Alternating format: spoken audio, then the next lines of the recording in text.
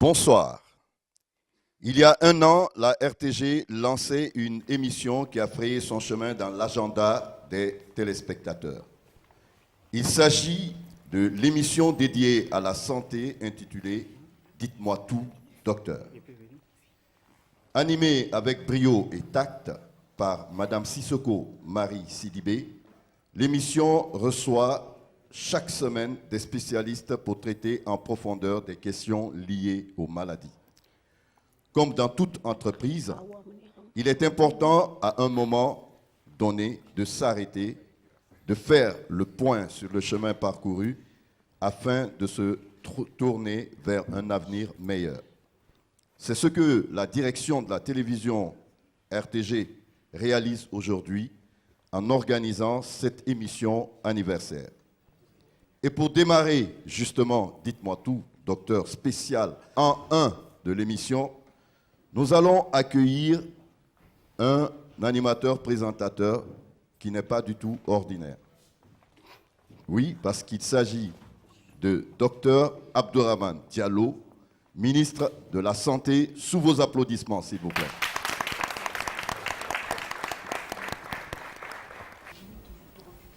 Mesdames et messieurs, bonsoir.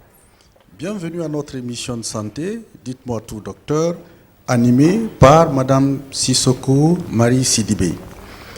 Pour célébrer l'an 1 de l'émission, d'éminents médecins, enseignants-chercheurs et professionnels des médias se retrouvent sur ce plateau. À l'occasion de cette émission spéciale anniversaire, beaucoup de questions de santé vont être débattues et nous invitons nos fidèles téléspectateurs à prendre place devant le petit écran.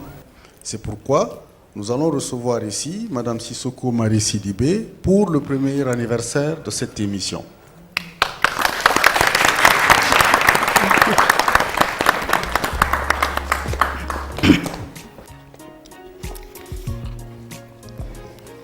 Bonsoir à tous et à toutes. C'est un grand honneur pour moi d'être reçu ou d'être annoncé par son Excellence Dr Abdourahmane Diallo, ministre de la Santé, mais aussi un honneur pour la Direction générale de la RTG qui a eu l'initiative de créer cette émission il y a de cela un an. Mesdames et messieurs, chers collègues, parents et amis, distingués invités, l'honneur me choisit en ce jour solennel de vous remercier au nom de toute l'équipe de Dites-moi tout, docteur, d'avoir répondu massivement à notre appel. En effet, le mois de décembre symbolise dorénavant une date de référence pour notre équipe.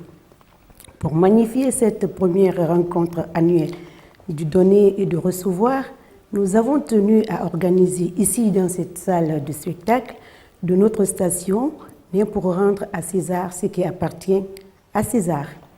Mesdames et messieurs, cet important événement, nous vous le rappelons, est placé sous la présence d'honneur de son Excellence Monsieur Abdourahmane Diallo, ministre de la Santé, ministre de la Santé publique, qui nous a honorés de sa présence effective accompagnée des cadres de son département. Encore une fois, au nom de la direction de la RTG Coloma ainsi que de l'équipe de Dites-moi tout, docteur, nous le remercions vivement. Nous n'oublions pas également Dr Saad Nabil et Dr Fatousiki Camara, respectivement directeur général de la clinique Ambroise Paré et directrice générale du CHU Donka, parrain et marraine de cette première édition.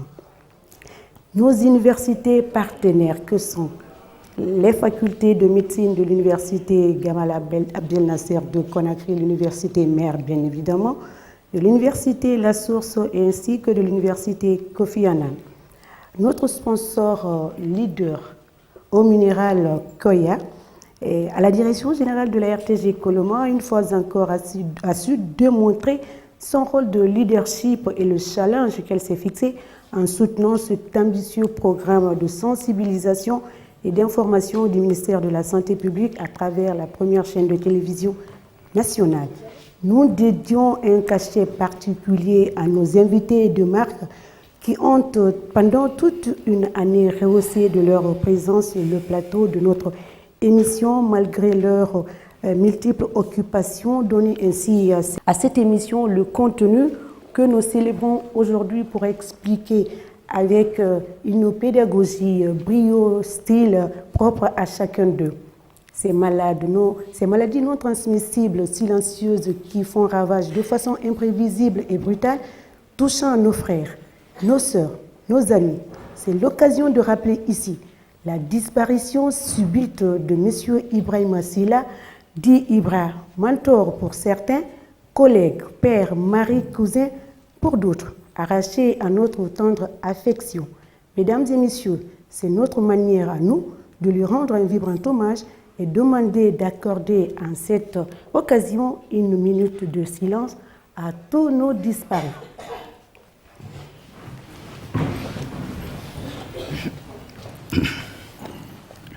Je vous remercie.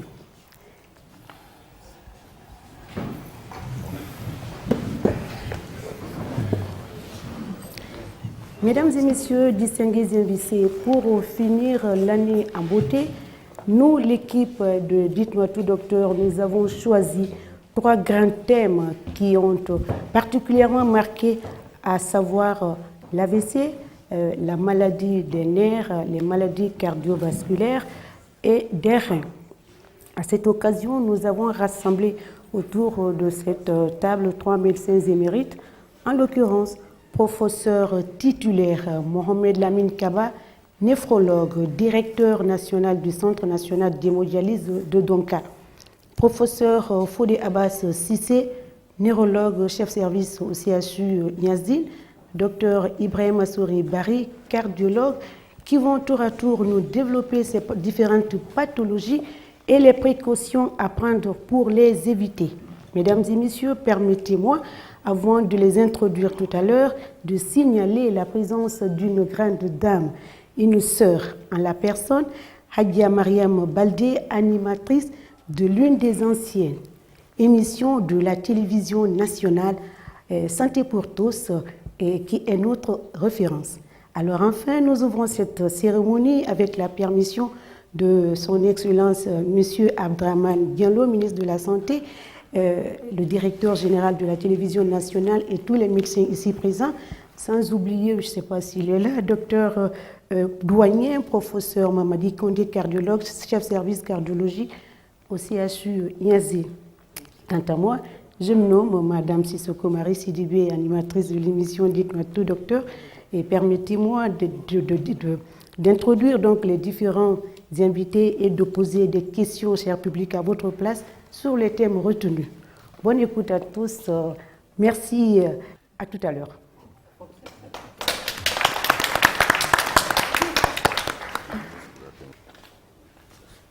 Monsieur le directeur général de la RTG, Mesdames et Messieurs les cadres du ministère de la Communication, Mesdames et Messieurs les cadres du ministère de la Santé, Mesdames et Messieurs les journalistes professionnels des médias, les techniciens et personnels d'appui de la RTG, Mesdames et Messieurs, chers collègues, médecins, enseignants, chercheurs, Mesdames et Messieurs les fidèles téléspectateurs de la RTG, Mesdames et Messieurs, chers invités.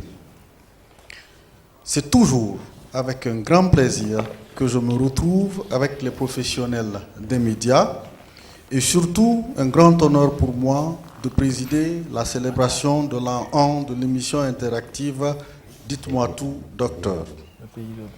Votre mobilisation ici ce soir nous reconforte car elle témoigne de l'attention toute particulière que vous avez pour les questions de santé et nous assure de votre engagement à relayer l'information auprès de vos téléspectateurs pour contribuer à l'amélioration de la santé de nos populations à travers vos émissions en général et celles sur la santé en particulier.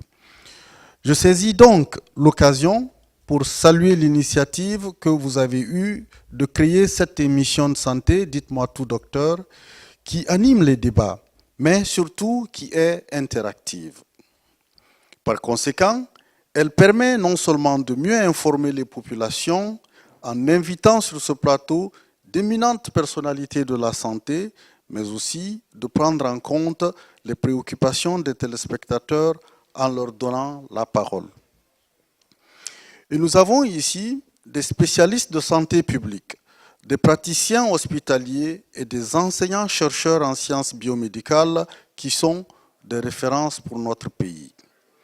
Pour la petite histoire, laissez-moi vous dire que moi-même, je suis un fidèle téléspectateur de cette émission que j'ai suivi un certain nombre de fois et j'ai même téléphoné en tant que téléspectateur comme tout autre téléspectateur 2 ou 3 fois, mais j'étais ravi de voir que les téléspectateurs étaient tellement engagés que la ligne était occupée et je continuerai à faire la même chose.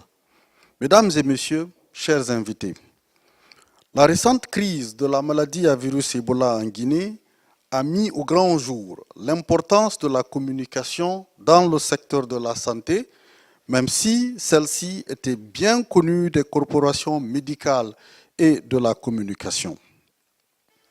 Un audit fonctionnel récemment mené au ministère de la Santé a également mis en évidence le défi de la communication et a recommandé l'élaboration d'une stratégie de communication.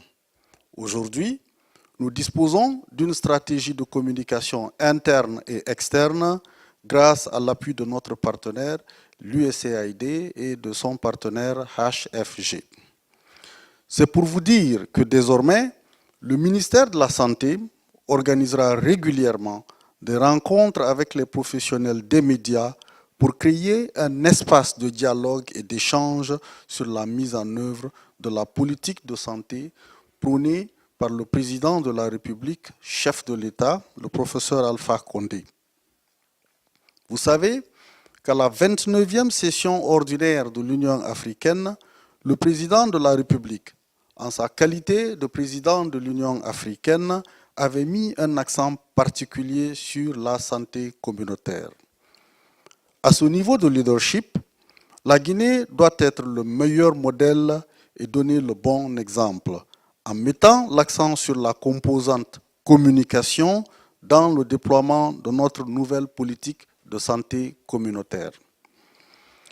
Les professionnels des médias que vous êtes, les prestataires que nous sommes, avons tous une obligation face à nos populations, celle de mieux les informer sur la santé, savoir comment prévenir une maladie, savoir où, quand et comment accéder à des services de soins de qualité qui répondent à leurs besoins. Mesdames et messieurs, chers invités, en renforçant notre partenariat, vous ne manquerez pas d'informations crédibles sur les thématiques de santé d'intérêt national et nous, professionnels de santé, contribuerons au renforcement des capacités des journalistes sur les questions de santé à travers leur implication au quotidien sur les activités du département et de nos services, leur participation aux différents ateliers de formation et rencontres scientifiques. Ce partenariat gagnant-gagnant créera une synergie indispensable à l'amélioration de l'état de santé des populations guinéennes, de la sous-région et même au-delà, car, mesdames et messieurs, comme par coïncidence, les épidémies et les médias n'ont pas de frontières. Mesdames et messieurs, le ministère de la Santé est conscient de l'engagement des hommes et femmes des médias à ses côtés, malgré toutes les difficultés techniques, logistiques et financières. Je voudrais, au nom de tous les travailleurs du secteur de la santé, vous remercier sincèrement pour la patience, la compréhension et la disponibilité dont vous avez toujours fait preuve chaque fois que nos projets, nos programmes et services ont sollicité la RTG et les autres médias. Je n'oublie pas les braves hommes et femmes de l'ombre, les techniciens et le personnel d'appui qui travaillent d'arrache-pied pour que les téléspectateurs et auditeurs soient bien servis en images et son. Je pense qu'aujourd'hui, nos populations seraient un peu amputées sans cette émission qui fête sa première bougie. Enfin, au nom du président de la République, chef de l'État, le professeur Alpha Condé, et du Premier ministre, chef du gouvernement, M. Mamadi Youla, je félicite toute l'équipe de Dites-moi tout, docteur, et souhaite un joyeux anniversaire à tous et plein succès à l'animatrice, Madame Sissoko Marie Sidibé, pour que vive longtemps cette émission. Je vous remercie.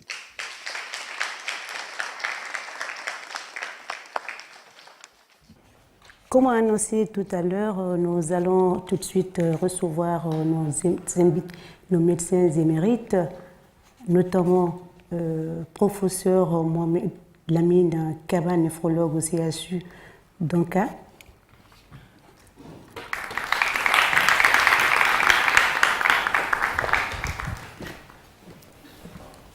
Ensuite, professeur Fodé Abbas Sissé, neurologue en service au CHU Niazdine. Et enfin, le troisième, docteur Barry Bremassouri, cardiologue au CHU Niazdine, le troisième invité.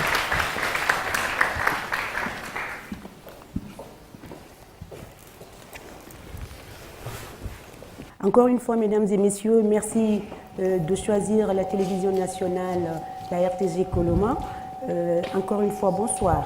S'il est important pour certains de lutter contre le vieillissement, il est en revanche possible d'avoir une influence positive sur son hypertension artérielle, son tabagisme, son alimentation, son cholestérol, son niveau de stress ou encore sa sédentarité. Ces facteurs de risque sont essentiellement ou presque à la base de toutes les maladies non transmissibles ou chroniques. Mais il faut signaler par ailleurs que l'hypertension artérielle est l'un des dénominateurs communs de ces trois maladies que les médecins vont développer tout à l'heure. Sans plus tarder, nous allons donner la parole à Dr Ibrahima Souri Barry, cardiologue au CHU Donka, notre premier intervenant. Alors, docteur, pour nous profanes, nous entendons souvent les maladies cardiovasculaires, la maladie cardiovasculaire. Aujourd'hui, qu'est-ce que l'on peut retenir?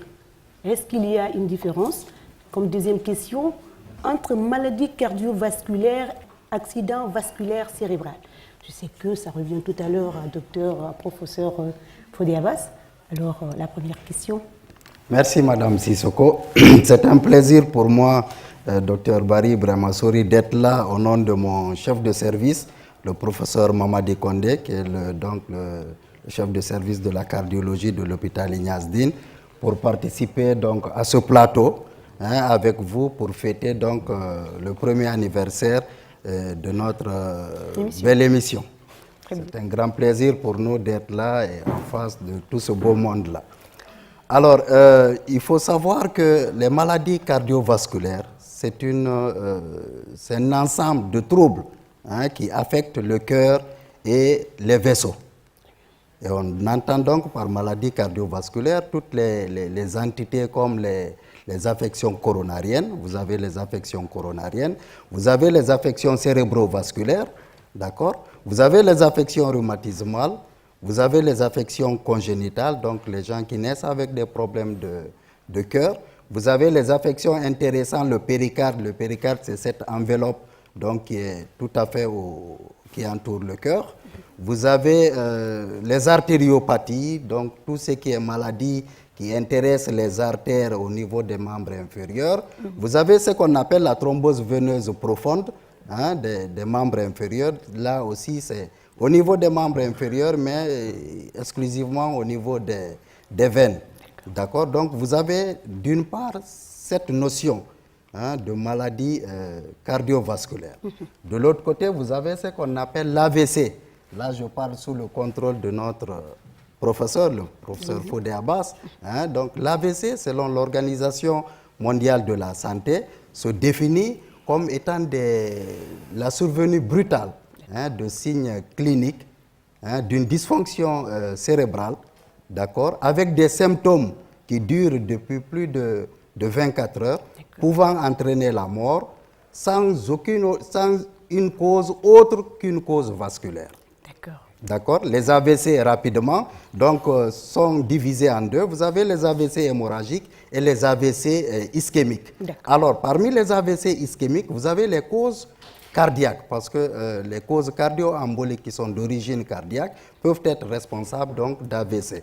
Alors, nous restons toujours avec vous, docteur Barry Ibrahima Souri. Les examens systématiques ou de routine, comme vous le dites très souvent d'ailleurs, sont nécessaires et bénéfiques pour tout un chacun car ils nous évitent des complications et des conséquences irréversibles, comme c'est le cas de ces 3 pathologies que vous allez développer tout à l'heure. Alors, quelles sont ces maladies, moi je les appellerais les maladies imprévisibles qui nous surprennent parfois.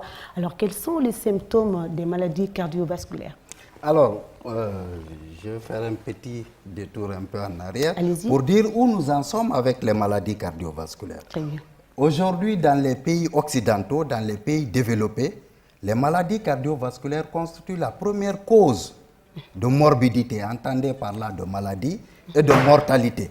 Donc, c'est la première cause de morbidité et de maladie dans le monde. Devant les cancers, d'accord, devant les affections respiratoires chroniques, devant les accidents et autres. Donc, pour vous dire combien de fois c'est aujourd'hui intéressant de parler de maladies cardiovasculaires. Et je pense que c'est la même réalité chez nous dans les pays sous-développés. Aujourd'hui, dans les pays sous-développés, nous sommes en train de passer une transition épidémiologique. On est en train de passer des maladies infectieuses, diarrhéiques et parasitaires on est en train de passer d'une diminution progressive des maladies infectieuses parasitaires et diarrhéiques vers une croissance constante des maladies cardiovasculaires qui sont responsables donc d'une morbimortalité cardiovasculaire élevée, de dépenses médicales élevées et donc elles sont source aujourd'hui plus ou moins de retard dans nos pays sous-développés. Nous revenons on le dira pourquoi. Nous revenons tout à l'heure. Alors, rappelez-nous, comme je vous ai demandé tout à l'heure, les symptômes de cette maladie ou bien... Alors, les symptômes de la maladie cardiovasculaire sont nombreux. Ils sont nombreux et ne sont pas forcément, disons, le propre de la cardiologie. D'accord? C'est des symptômes que vous pouvez retrouver en cardiologie, en neurologie, en néphrologie, en médecine interne. Et essentiellement, il s'agit de l'essoufflement. Il s'agit de la dyspnée. Lorsque quelqu'un essaie de faire un petit mouvement, rapidement, il n'y arrive pas, il est essoufflé, c'est le premier symptôme. En cardiologie, c'est le premier symptôme des maladies cardiovasculaires, l'essoufflement. À côté de l'essoufflement, vous avez ce qu'on appelle la notion de douleur. La notion de douleur thoracique qui peut se manifester de plusieurs façons. La douleur thoracique, elle peut être sous forme de piqûres, de brûlures, de sensations de compression. Donc, il y a plusieurs expressions pour cette douleur. Des fois même, la douleur, elle n'est pas forcément dans la cage thoracique. Ça peut être une douleur, les collègues médicaux le savent, ça peut être une douleur atypique. Elle peut être dans le ventre, elle peut être dans le dos, mais qu'à cela ne tienne, nous, médecins, nous avons donc en charge de bien catégoriser cette symptomatologie et éventuellement de la ramener à sa place s'il s'agit d'une douleur qui est rattachée au cœur. Vous avez d'autres symptômes qui ne sont pas forcément propres des pathologies cardiovasculaires comme les palpitations. À savoir ici que plus de 50% des palpitations ne sont pas d'origine cardiaque. Mais lorsqu'il y a une palpitation, il faut aller la chercher. Il faut éliminer. Il faut aller la chercher. Oui, on le dira parce que vous parlez d'examen, de la nécessité de faire des examens pour prévenir les maladies cardiovasculaires. Voilà. Les examens de routine sont importants. Il faut les faire parce que très souvent, quand on le fait, on a la chance de détecter certaines pathologies cardiovasculaires à leur début. Il ne faut pas attendre que les complications arrivent pour aller à l'hôpital, pour visiter un médical, une structure sanitaire. Parce que si on le fait plus tôt, on a la chance donc de tomber sur une maladie qui est tout à fait au début, où on a la chance de tomber sur une maladie qui veut s'installer, et à partir de là, on peut prévenir. Parce qu'on dit qu'il vaut mieux prévenir que guérir. Nous sommes dans un pays où on n'a pas assez de moyens, donc on devrait plutôt s'investir dans la prévention que dans la prise en charge proprement dite des maladies cardiovasculaires. Alors, je vais demander à la régie si le premier élément des maladies cardiovasculaires est prêt pour soutenir un peu les explications fabuleuses du docteur Ibrahima Barry. Si c'est prêt, vous pouvez me le passer? Alors, nous avons d'abord défini c'est quoi un facteur de risque cardiovasculaire, parce que je pense que dans cette cérémonie, nous allons beaucoup en parler. Un facteur de risque cardiovasculaire, c'est une situation clinique, c'est une situation clinique, physiologique ou biologique ou comportementale qui accroît le risque de survenue d'une maladie cardiovasculaire, cérébrovasculaire ou rénale. S'il vous plaît. Alors, c'est important de camper la situation pour voir un peu pourquoi nous parlons de facteurs de risque cardiovasculaire. Lorsque vous regardez les données qui sont là, vous comprendrez aisément que les maladies cardiovasculaires sont en train d'évoluer chez nous. Par exemple, si vous prenez l'infarctus du myocarde qui a derrière plusieurs facteurs de risque qui sont donc le soubassement de cette pathologie, elle a beaucoup évolué depuis les années 80 jusque maintenant. Si vous allez vous parler de l'insuffisance cardiaque, vous comprendrez qu'aujourd'hui, la prise en charge de l'insuffisance cardiaque, qui est le premier motif d'hospitalisation dans le service de cardiologie, constitue un sérieux problème. Déjà, il y a 10 ans, le coût journalier de la prise en charge d'une insuffisance cardiaque, c'était autour de 180 000. Et la durée moyenne d'hospitalisation, elle a été étudiée à 11 jours. Donc, si vous faites la multiplication, ça vous fait près de 1 900 000 pour la prise en charge d'une insuffisance cardiaque par une population qui est de plus en plus quand même pauvre, des gens qui sont totalement démunis. Donc, ça pose problème. Okay? Les facteurs de risque cardiovasculaire sont divisés en deux grands groupes. Vous avez les facteurs de risque cardiovasculaire pour lesquels personne n'y peut rien. C'est des facteurs qui sont là, qu'on ne peut pas modifier. C'est l'âge. C'est le genre, le sexe donc, on dira le genre masculin. C'est aussi donc l'hérédité. Lorsqu'on est issu d'une famille où le papa ou la maman ont été victimes de maladies cardiovasculaires, forcément, à un certain âge, les enfants aussi seront sujets à développer des maladies cardiovasculaires. À côté, vous avez l'autre grand groupe, c'est les facteurs de risque modifiables, pour lesquels on peut agir efficacement. À la tête de ces pathologies, vous parlez tout de suite de l'hypertension artérielle. L'hypertension artérielle, donc, qui est le facteur de risque cardiovasculaire le plus puissant et le premier motif de consultation dans nos différents services. Vous avez le diabète, vous avez la sédentarité, vous avez l'hypercholestérolémie, qui est l'augmentation de graisse dans le sang, et vous avez le stress, vous avez l'obésité, vous avez donc beaucoup d'autres facteurs de risque cardiovasculaire, modifiables. Cette diapositive pour rappeler un peu le site d'impact de ces facteurs de risque cardiovasculaire. Vous avez le cerveau, notamment ce sont ces patients qui font les accidents vasculaires cérébraux. Vous avez le cœur avec toutes les urgences cardiovasculaires qui suivent, la crise cardiaque, la dissection de l'aorte et beaucoup d'autres problèmes au niveau du cœur. Vous avez les yeux avec la rétinopathie hypertensive, la rétinopathie diabétique qui peuvent aboutir à la cécité. Vous avez donc les reins, bien sûr. Vous avez toutes les affections rénales, elles sont nombreuses. Ça va jusqu'à l'hémodialyse, ça va jusqu'à la transplantation des reins. Vous avez les atteintes des membres inférieurs, les artériopathies oblitérantes des membres inférieurs qui peuvent être sanctionnées par une amputation suite à une gangrène. Donc, les complications, elles sont vraiment nombreuses. Très bien. D'accord? Et bon, vous avez, on peut avancer peut-être un peu. Alors, il faut dire que le risque cardiovasculaire croît avec l'âge et le risque pour le cœur lui-même augmente avec l'âge, d'accord? Et on dit que généralement, chez l'homme, à partir de 35 ans et chez la femme, à partir de 45 ans, le risque de survenue de crise cardiaque augmente. Mais de façon générale, ce risque est beaucoup plus important lorsque l'âge quand même est un peu plus avancé, autour de 55 ans chez l'homme et 65 ans chez la femme. S'il vous plaît. C'était le dernier ou quoi? Alors, vous avez aussi, bien sûr, le genre masculin. Vous avez, oui, on dit que les hommes sont beaucoup plus touchés que les femmes par les maladies, par les facteurs de risque cardiovasculaire, mais ça c'est avant la ménopause, parce que durant la vie génitale de la femme, elle est beaucoup protégée par les hormones de la féminité, d'accord? Mais après la ménopause, le risque est pareil chez l'homme que chez la femme. Bon, vous avez l'hérédité, lorsque, on l'a dit, lorsque quelqu'un est issu d'une famille où le papa est décédé de problèmes cardiovasculaires, où la maman est décédée de problèmes cardiovasculaires avant 65 ans, ce fait-là devient un facteur de risque individuel pour la personne, surtout à un certain âge. Ok. S'il vous plaît. Ok.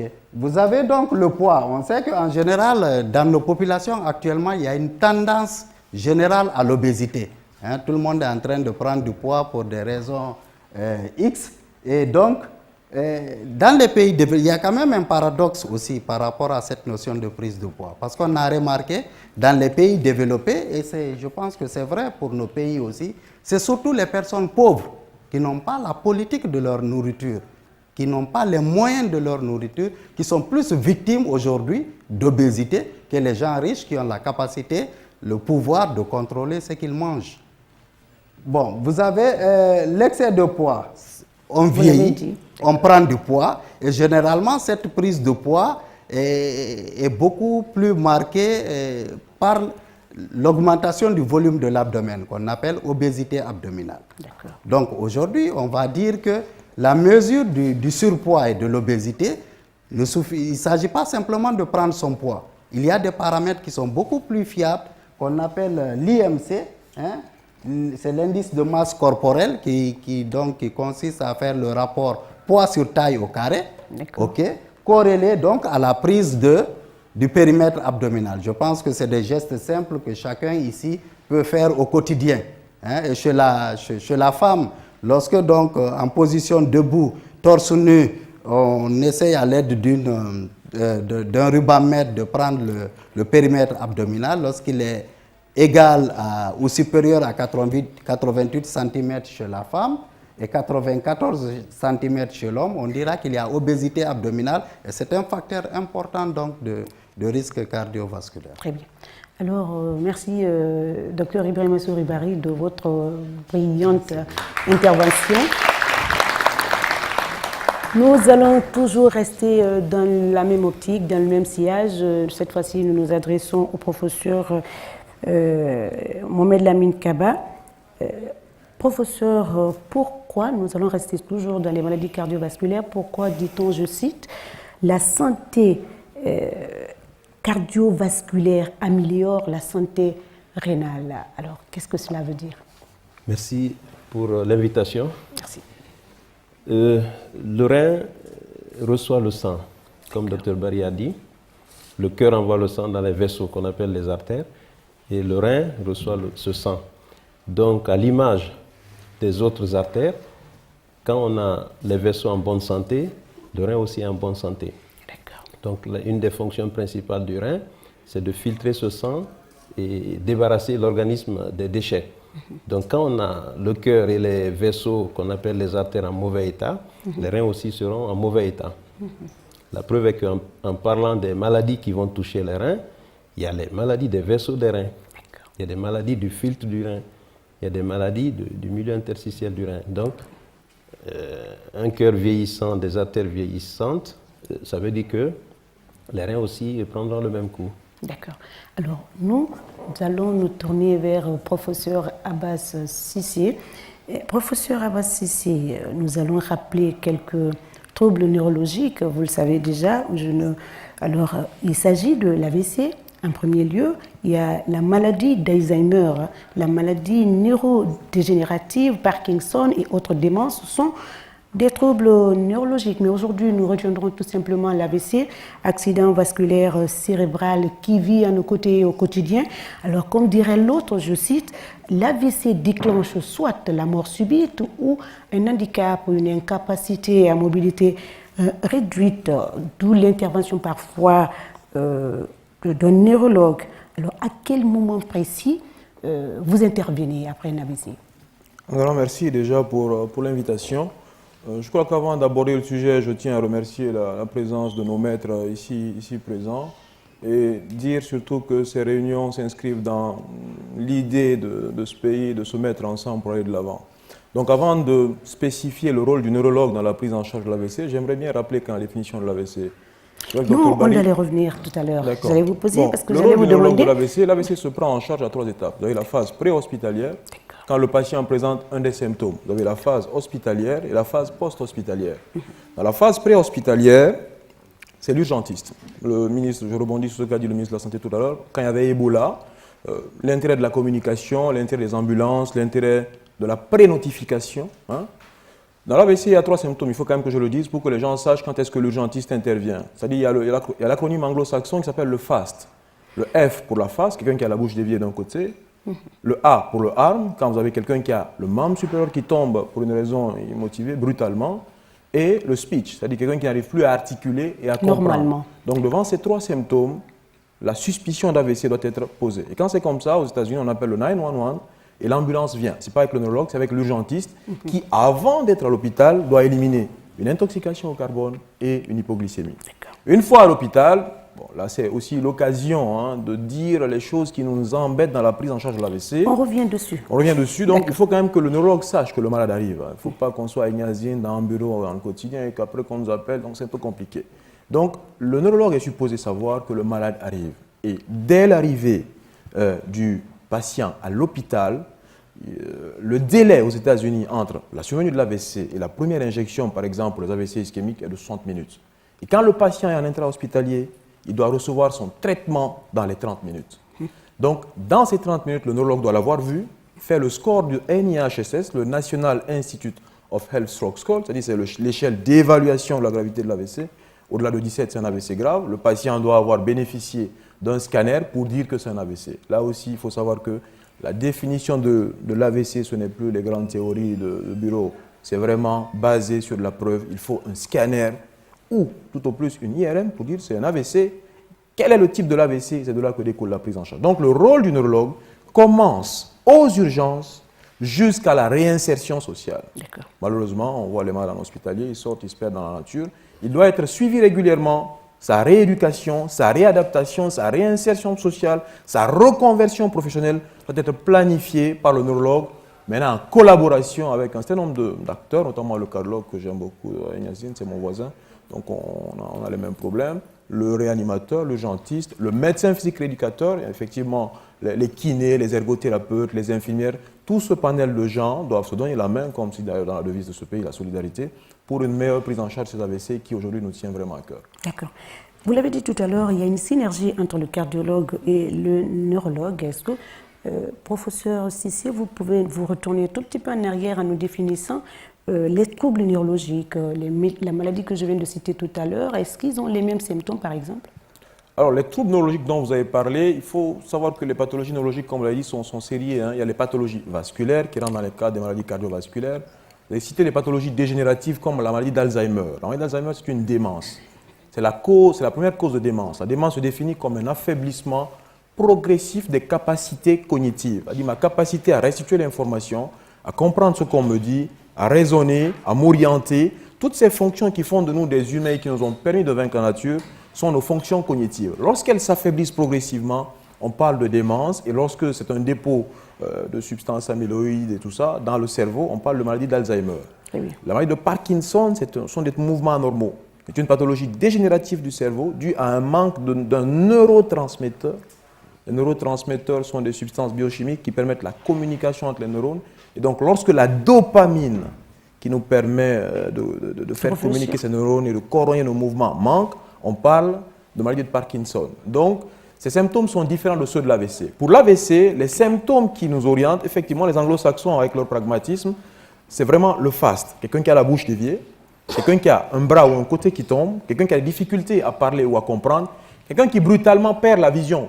Une baisse brutale, la vision monooculaire appelée une amblyopie, est un symptôme. Quelqu'un qui brutalement a des difficultés à marcher, on appelle ça une ataxie. Cela est suffisant devant ces symptômes-là pour évoquer un accident vasculaire cérébral. Et je voudrais faire un commentaire personnel. Joe Kaplan aux États-Unis disait que quand on appelle un neurologue pour parler d'AVC, il parle de beaucoup de symptômes. il donne beaucoup de chiffres. Mais là n'est pas la gravité de l'AVC. Vous l'avez dit, l'AVC, ça tue. C'est la première cause de mortalité à Ignazdine. 30,8% des décès. 2, ça vous handicape. Ça vous empêche de reconnaître votre femme. Ça vous empêche de parler à vos enfants. Ça vous empêche d'aller à la mosquée. Ça vous empêche de faire une émission de télé. La vie est réduite. Et donc, carrément. finalement, la vie, vous vous demandez, est-ce qu'elle a du sens? Et en venant, je lisais des articles sur les limitations d'arrêt de traitement chez les patients AVC. Donc, la gravité de l'AVC réside dans un mot qui s'appelle la déshumanisation. L'AVC, ça vous déshumanise. C'est pour ça qu'ailleurs, il y a des plans d'action cohérents et véritablement rigoureux pour réduire drastiquement cette pathologie qui est vraiment très grave. On continue toujours avec vous, professeur Cissé, avant de passer la parole au professeur Mohamed Lamine Kaba. Comme nous parlons des troubles neurologiques, donc nous faisons allusion automatiquement aux nerfs, aux terminaisons nerveuses, et il faut aussi penser à la sensibilité absolue. Donc, il faut l'utilisation des appareils ultra-modernes. C'est avoir aussi un cadre, je ne dirais pas idéal, mais un cadre adéquat, une thérapie spéciale, spécifique, un personnel soignant formé compétent, mais aussi le corps médical compétent, formé. Est-ce que c'est le cas aujourd'hui dans votre service neurologique, concrètement? Nous sommes dans un pays où la devise, c'est vraiment le travail, la justice et la solidarité. Donc l'objectif, c'est de faire, en tout cas comme je le dis, et après que je l'ai appris récemment, la star, c'est le malade. L'objectif de mes propos, c'est de mettre ensemble tout le monde de manière synergique pour que le patient qui arrive à l'hôpital soit satisfait de la qualité de prestation, comme a dit le ministre de la Santé, la qualité de soins. Donc, les nerfs périphériques, pour rappel, le système nerveux se regroupe en deux parties. Vous avez le système nerveux central qui comprend l'encéphale et la moelle épinière, et vous avez les nerfs périphériques qui conduisent l'influx nerveux dans le reste du corps et qui nous permettent de faire les gestes que l'on fait. Donc, les pathologies périphériques, oui, pour les explorer, il faut par exemple un électroneurommyogramme. C'est un appareil qui permet de mesurer les vitesses de conduction nerveuse, motrice et sensitive, et d'enregistrer, à l'aide d'une aiguille électrode, l'activité musculaire.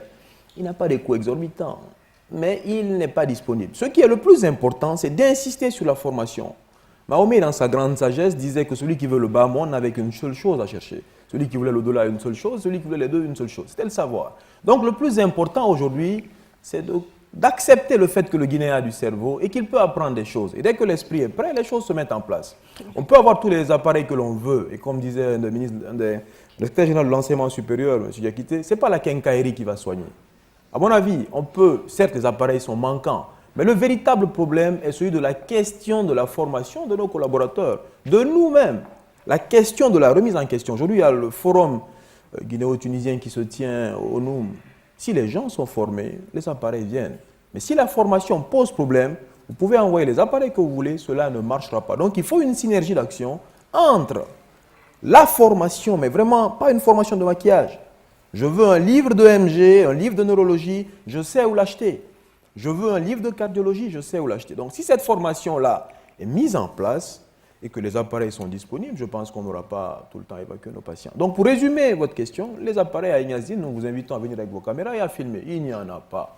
Il faut que cette question-là soit abordée. On n'ira pas, c'est une opportunité. Ce n'est pas disponible et donc il faut que cela soit dit pour que tout le monde se mette à l'aise et que l'on cotise ici pour les acheter. Très bien. Mais pour le moment, on cotise pour votre solution. Alors, là-bas, avant de vous... On continue toujours avec vous, professeur Abbas, et nous donnons la parole au professeur Cissé. Avec des troubles neurologiques, vous l'avez dit tout à l'heure, le taux est élevé.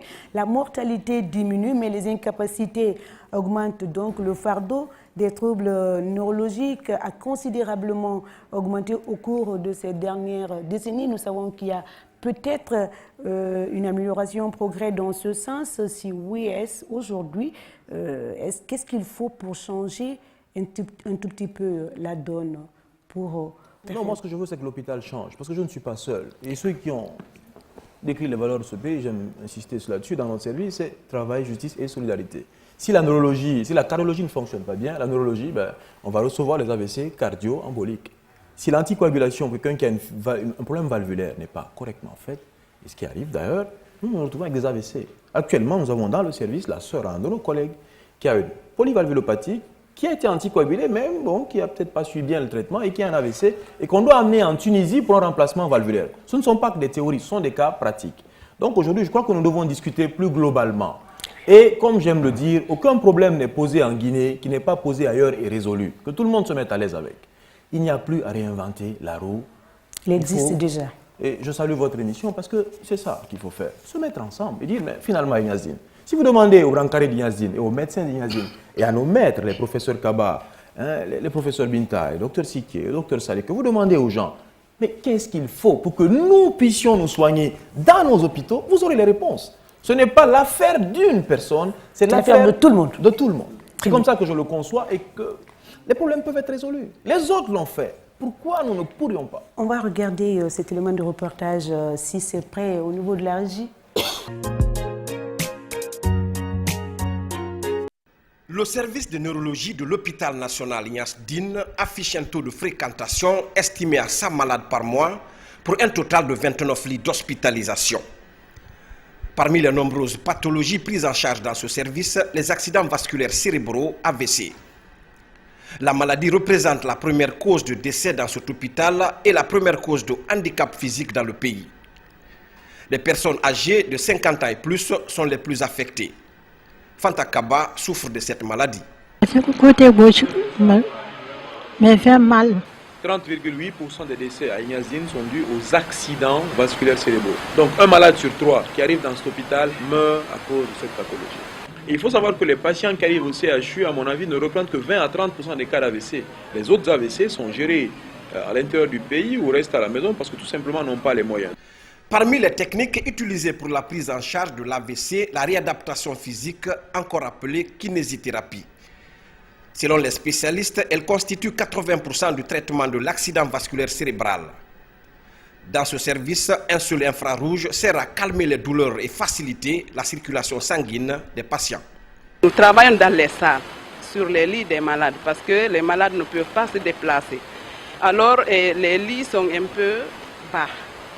Donc, normalement, on doit travailler sur une table qui est au niveau. Tu ne dois pas te courber pour travailler, sinon tu restes au niveau du malade et tu travailles. On se rend compte que vraiment, à travers les déficits, il n'y a pas de produits pharmaceutiques qui peuvent vraiment enlever le déficit. C'est à travers les efforts physiques que les patients eux-mêmes, c'est-à-dire avec leur volonté, vraiment qu'on parvient à avoir une récupération soit partielle ou bien une récupération totale. C'est quelque chose qu'on devrait enseigner, au moins donner des notions de base à tout un chacun. Le séjour des patients dans le service de neurologie de l'hôpital Ignace Dine est passé de 3 mois il y a quelques années à 2 semaines aujourd'hui. L'un des défis du service consiste à éviter les cas de récidive de la maladie. Tant que les gens vont continuer à payer eux-mêmes leurs médicaments, nous allons avoir des récidives. Si on prend par exemple le patient, le cas le plus classique, c'est quelqu'un qui a fait un AVC de type ischémique au cours d'une hypertension artérielle par exemple et qui a de l'athérosclérose. Quand il sort, au moins il a 3 médicaments à prendre au minimum.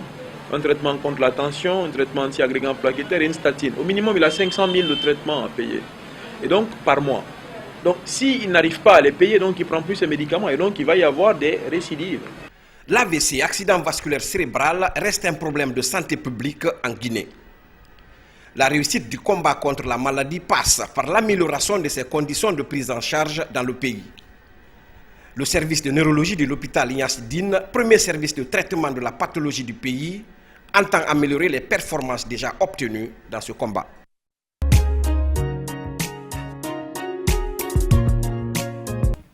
Retour sur le plateau de Dites-moi tout docteur et professeur Cissé, c'est vous qui êtes encore l'acteur dans cet élément de reportage. Juste une petite lecture par rapport à ce que nous venons de voir. La prise en charge elle est coûteuse et quand il s'agit des nerfs, et le traitement est également lent. Alors, qu'en dites-vous? Mais comme on l'a dit, hein, là je regardais avant de venir dans l'émission, la prise en charge des AVC en 2013 en France, ça faisait 3,5 milliards d'euros. On ne dit pas qu'il faut donner ça en Guinée, mais il faut que les patients soient assurés. Il y a des assurances dans ce pays, il y a des assurances maladie, il faut que la question soit posée de comment on fait pour se soigner. Les autres, moi je tiens en Belgique il n'y a pas longtemps, dans le cadre d'une formation, quand vous arrivez, la première des choses qu'on vous dit, c'est aller dans une mutuelle. Donc, si les gens continuent à payer leurs médicaments, nous n'allons pas réinventer la roue. Et ce n'est pas seulement que pour la neurologie. Pour la néphrologie, on vous parlera de la dialyse, ce sera la même chose. On parlera de l'insuffisance cardiaque, ce sera la même chose. Donc, nous sommes en train de chercher les solutions là où elles n'existent pas. Il y a des solutions. Nous ne pouvons pas refaire les mêmes erreurs que les autres, comme me disait quelqu'un il n'y a pas longtemps. Nous avons à profiter de l'expérience des autres. Et cette expérience, elle est déjà bien travaillée, bien huilée. Nous avons qu'à appliquer le fonctionnement d'une sécu sociale de base. Et les Sénégalais le font aujourd'hui, les Ivoiriens le font. Le Guinéen a du cerveau et il peut le faire. Si on me demande à moi de soigner des AVC qui ne peuvent pas payer les médicaments, mais c'est un combat perdu. Donc aujourd'hui, il faut discuter de la question de la couverture de maladies universelles. Sur la langue, je voulais justement parler des personnes n'ayant pas un revenu conséquent, d'accord? Alors, qu'est-ce qu'il faut pour soulager ces personnes qui doivent... Mais c'est très bien. Votre question elle est excellente. Il n'y a pas longtemps, je me suis posé la question de la définition de qu'est-ce qu'un hôpital. Un hôpital, avant d'être d'abord un centre de soins, était un centre social. Ce qui veut dire qu'il faut qu'il y ait des assistantes sociales. Il y a un ministère des Affaires sociales. Il y a des assistants sociaux formés dans ce pays, mais qui sont souvent, je vais le dire, à la Banque centrale. Ça ne se comprend pas. Moi, quand je suis allé me former au Sénégal, à l'hôpital Fann, on me dit, va voir l'assistante sociale. Je dis, mais assistante sociale? Mais j'ai été formé en Guinée pendant 6 ans. Je travaille à l'hôpital Ignazine. J'ai grandi en face de l'hôpital Ignazine. Je n'ai jamais rencontré une assistante sociale. Mais si vous avez un problème social, à qui le posez-vous?